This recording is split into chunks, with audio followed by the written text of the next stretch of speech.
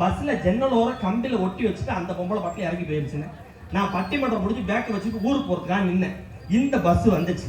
பஸ்ல சீட்டு கிடைக்கிறதே பெருசு, ஜன்னல் சீட்டு கிடைக்கிறது இன்னும் பெருசுன்னு அடிச்சு பிடிச்சி எல்லாத்தையும் தள்ளி விட்டுட்டு மொதல் ஆளா ஏறி போய் ஜன்னல் ஓரமா உட்காந்து கம்பில சாஞ்சி தூங்கிக்கிட்டே வீட்டுக்கு போனேன். இந்த கம்பில இந்த அம்மா ஒட்டி வச்சிருந்த பொட்டு மாறி வந்து என் சட்டையில ஒட்டி வச்சுக்கேன். இந்த பொட்டை நான் பார்க்கல. வீட்டுக்கு போனோன்னு என் பொண்டாட்டி பார்த்துட்டான். பொட்டை பார்த்துட்டு கேட்டான், வா ஐயா வா, எத்தனை வருஷமா இது நடக்குதுன்னு கேட்டான். நான் தான் பொட்டை பார்க்கலையே, இவன் பட்டிமன்றத்தை தான் கேட்கறான்னு நினைச்சுக்கிட்டு உன்னை கல்யாணம் பண்றதுக்கு முன்னாடியில இருந்தே இது நடக்குதுன்னு. ஒரு பொட்டுல என் வாழ்க்கை பொட்டுன்னு போச்சே, இந்த வாழ்க்கை கொண்டாட்டம் பேச முடியுமா? நான் கேட்கிறேன். அவ்வளவு சிரமத்துல வாழ்றோம்னு என்ன நீங்க கொண்டாட்டம் பேசுறீங்க? வாழ்க்கை எவ்வளவு இம்சையில போயிட்டு இருக்கு தெரியுங்களா? சத்தியமா சொல்றேன். ஆண்கள் அவர் சொன்ன மாதிரி இவ்வளவு ஓடி உழைத்து களைத்து வந்து தூங்குறவரை ஒரு 5 நிமிஷம் தூங்க வரீங்களா, அது வாட்டுக்கு மிக்சி சும்மா இருக்கும். அப்பதான் கால் நீட்டி அப்பாடான்னு முறுக்கு விட போவேன். அந்த மிக்சியை சட்னி அரைக்கிறதுக்கு பயன்படுத்துறோட வீட்டுக்காரர் எழுப்புறது. அப்பதான் படுத்துப்பேன். தேங்காய்ச்சியில் அடிச்சு மூக்கில் அடிச்சு எந்திரிச்சு உட்காந்துட்டேன். ஏண்டி இப்பயாடி அந்த மிக்சியை போடுவேன். அது அந்த மிக்சி தலைகளா சுத்துது. ஏன்னா ரீமிக்ஸியா பத்தியா சிரிச்சாச்சு போங்கப்பா, அவ்வளவுதான். நான் அதுக்கடுத்து என்ன உசுர விட்டு போக முடியும்? நீங்க உடுக்கு 33 ஓவாக்கி இதெல்லாம் காயில் கொஞ்சம் நல்லா இருக்கிற மிக்ஸினா என்ன நான் என்னென்னமோ முயற்சி பண்ணி பாக்குறேன்.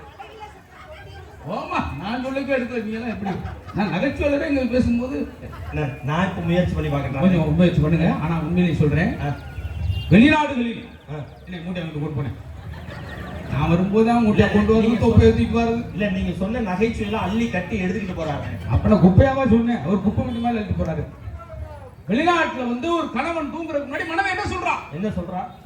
Good night darling. அமெரிக்காவில் ஜெர்மனியில தூங்குறதுக்கு முன்னாடி மனைவி என்ன சொல்றா?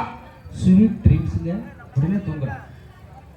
ஜப்பான்ல தூங்குறதுக்கு முன்னாடி மனைவி என்ன சொல்றா? வீட்டுக்கார்ட்ட திலகாஞ்சிக்கும். சீனாவுல தூங்குறதுக்கு முன்னாடி மனைவி புருஷன் என்ன சொல்றா? ஆனா நம்ம ஊர்ல தூங்குறதுக்கு முன்னாடி மனைவி என்ன சொல்றாரு? புரிச்சுக்கிட்ட கதை முட்டாட எருமாட்டு போல, கதை முட்டாட மானம் கட்டுவேன், உனக்கு மெத்ததான் சோகுசா, நீ பகுமானத்துக்கு போடா ட்ரெயின்ல போடுறா அப்படின்னு. ரெண்டா குழந்தை கிடைக்காது சார். அப்ப வாழ்க்கை கொண்டாட்டம் சொல்ல முடியுமா? எப்படி வேதத்தில் பேச வேதனை அத்தனை வேதனை. அன்னைக்கு என் பொண்டாட்டி சொன்னேன். எத்தனை பொண்டாட்டி உங்களுக்கு? என்ன ஒரு பொண்டாட்டி தான். என்ன இப்பதான் ஒரு பொண்டாட்டி சொன்னீங்க? அதே பொண்டாட்டி தான். சொல்லுங்க. நான் சொன்னேன், வாய்க்கு ருசியா மீன் குழம்பு வைடி. எங்க அம்மா எல்லாம் அப்படி வச்சா மணக்க இருக்கும், மீன் குழம்பு வை அப்படின்னு. நீங்க பட்டிமன்றம் போயிட்டு வாங்க, உங்களுக்கு மணக்க மீன் குழம்பு வைக்கிறேன்னா சத்தியமா நம்ப மாட்டீங்க. வந்த உடனே தெருவே மணக்குது சார். எனக்கு ஒரே ஆச்சரியம். ஒரே நாள்ல எப்படி கத்துக்கிட்ட மீன் குழம்பு இப்படி மணக்குதே, என்ன பண்ண, என்ன சீக்ரெட் அப்படின்னு கேட்டேன். அதெல்லாம் ஒண்ணும் இல்ல, மீன் குழம்பு ஆக்கி இறக்கி வச்சுட்டு துணிக்கு போடுற கம்ஃபர்ட் 1/2 லிட்டர் அதில் ஊத்தி விட்டேன் அப்படிங்கிறாங்க. இதை சாப்பிட்டு ஒரு மனுஷன் நடுத்துல வந்து நிக்கிறதான்னு இந்த வாழ்க்கை கொண்டாட்டம் பேச முடியுமான்னு அத்தனை பிரச்சனை. என்ன நாளை நடுவுறவே வரல சார். பாத்தீங்களா இப்படி கம்ஃபர்ட் போடுற அளவுக்கு பண்ணிட்டீங்களே. ஆனா நாங்க எப்படி இருக்கோம் ஆயிருக்கிறோம். இந்த பெண்கள் இந்த பாருங்க, ஊரை பார்த்தோன்னே ஞாபகம் வரும். இது பட்டுக்கோட்டை ஒரு நகரமாவி கொடுத்தாலும் கிராம பண்பாட்டோட அழகா உட்காந்துருக்காங்க பாத்தீங்களா. இவங்க இப்படி உட்கார்ந்த உடனே என்னுடைய கல்யாண வாழ்க்கை ஞாபகம் வந்துருச்சு. கல்யாணத்து அன்னைக்கு மறுநாளே ஒய்ஃப் அப்படி அழைச்சிட்டு ஆத்தங்கரைக்கு போய் சத்தியமா அந்த நிலா வெளிச்சத்துல ஆத்துல தண்ணி இருக்காது, ஆனா மணல் இருக்கும். அதுல போற பாய வச்சு உட்காந்து கட்டி சோறையும் கட்டின வழி முன்னாடி வச்சுட்டு அந்த நிலா வெளிச்சத்துல நாங்க எப்படிமா பாடி சந்தோஷமா இருந்தோம். ஆசையாச்சி அந்த மாதிரி சந்தோஷமா வாழ்ந்தமே. ஆனா இன்னைக்கு எப்படி இருக்குமா வாழ்க்கை? இந்த திண்டாட்டத்துல மாட்டிக்கிட்டு இன்னைக்கு அந்த பாட்டை அப்படியே ரீமிக்ஸ் பண்ணி இன்னைக்கு நாங்க எப்படிமா பாடி கலைறோம்.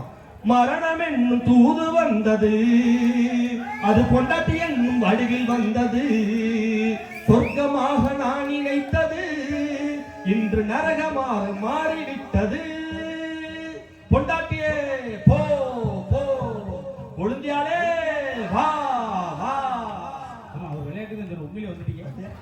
அப்ப வாழ்க்கை அந்த அளவுக்கு மோசமா போறதுனால சத்தியமா சொல்றேன், மனநிறைவான வாழ்க்கையெல்லாம் வாழ்ந்தது ஒரு காலம். இன்றைய சூழலில் வாழ்க்கை பூரா திண்டாட்டமா தான் இருக்கு. காரணம் ஏன் தெரியுமா சொல்றேன்? இதை சொல்லி நிறைவு செய்யறேன்னு. நாம பட்டுக்கோட்டை பகுதியெல்லாம் நெல் களஞ்சியம்னு சொல்லுவோம். ஊருக்கே சோறு போட்ட பூமி இந்த பூமி.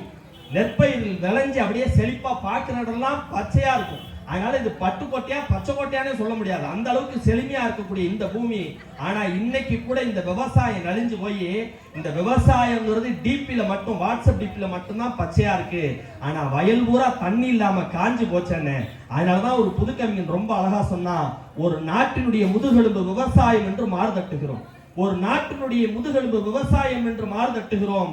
அதனால்தான் என்னவோ ஒரு மனிதனுக்கு முதுகெலும்பு எப்படி பின்னால் இருக்கிறதோ அதுபோல என் தேசத்தில் இன்று விவசாயம் பின்னோக்கியே சென்று விட்டதுன்னு சொல்லி வேதனைப்பட்டு சொல்றான்னா, நம்ம காசு அள்ளி இறைச்சி சந்தோஷமா வாழ்ந்தது ஒரு காலம், இன்னைக்கு வயிற்றுக்கு கஞ்சி இல்லாம கஷ்டப்படுறது ஒரு காலம், நோய் நொடி இல்லாம உணவே மருந்தா சாப்பிட்டது ஒரு காலம், இன்னைக்கு மருந்து தான் உணவா சாப்பிட்டுக்கிட்டு இருக்க ஒரு கேடுகட்ட காலத்துல வாழ்றோங்கிற காரணத்தால மகிழ்ச்சி மரணெறியும் ஒரு காலத்துல இருந்தது. ஆனா இன்றைய சூழல் நீங்க கேட்டுக்கிறதுனால வாழ்க்கை கொண்டாட்டம் அல்ல, அது திண்டாட்டமே என்ற நல்ல தீர்ப்பை தருமாறு கேட்டு விடைபெறுகிறேன். நன்றி, வணக்கம், ஜெய்ஹிந்த். ஒரு வழியா எவ்வளவு நேரம்